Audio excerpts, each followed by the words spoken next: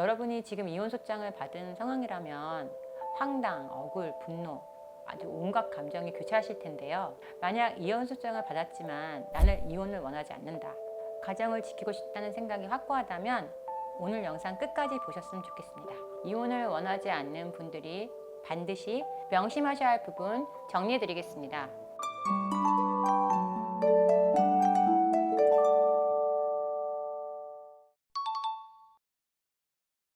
이혼 소장을 읽다 보면 황당한 부분이 많으실 텐데요. 작은 잘못까지도 아직 크게 기재되어 있기 때문입니다.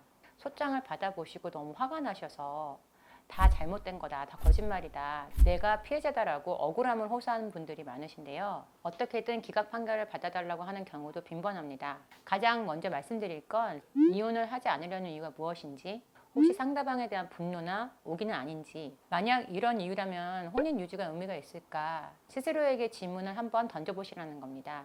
아이들 때문이든 다른 이유에서든 만약 배우자와 다시 화목한 결혼 생활을 꿈꿔보고 싶은 마음이 확고하다면 어떻게 하나 고민 많이 되실 텐데, 무조건 기각이 답일까요?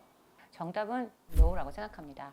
1차 목표는 소치하, 물론 타산책은 소송 기각 판결이 될 수 있을 겁니다. 증거자료를 철저히 준비하고 이혼 소송을 기각시켰다고 가정을 해봅시다. 실질적으로 혼인 생활이 회복되지 않는다면 불완전한 결과일 수밖에 없기 때문입니다.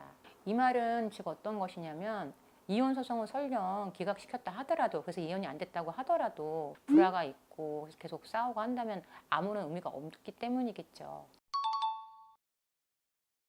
소송 취하나 소송 기각은 그냥 만들어질까요? 엄청난 노력이 필요합니다.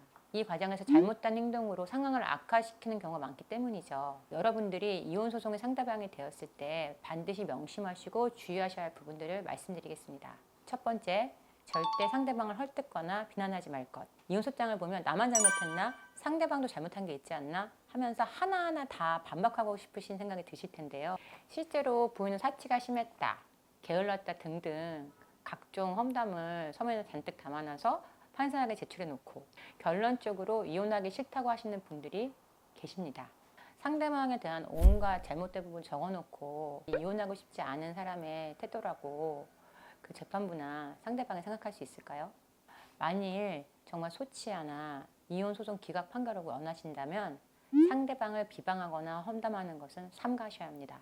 두 번째, 상대방의 입장을 헤아리고 혼인관계 유지를 위한 노력을 지속하셔야 합니다. 외도나 도박 등 누가 봐도 그냥 이혼 사유가 되는 경우도 있지만, 이혼 소송의 사유 가운데는 성격 차이 등 두 사람만 아는 사유도 다수가 존재합니다. 이러한 경우 두 사람의 입장 차이가 존재할 수밖에 없는데, 중요한 것은 상대방의 입장을 헤아리는 것입니다. 이혼 소송 중 어느 한쪽이 이혼을 거부할 경우 재판부에서는 가사조사나 부부 상담을 명령합니다. 왜 이혼을 거부하는지, 왜 이혼을 하려고 하는지를 조사하는 것이죠. 이러한 상담 결과가 사실상 판사들에게 어필하는 결과가 되기도 하겠지만, 그보다 중요한 것은 이혼 상대방의 마음을 돌리는 데도 중요한 역할을 할 수 있기 때문입니다.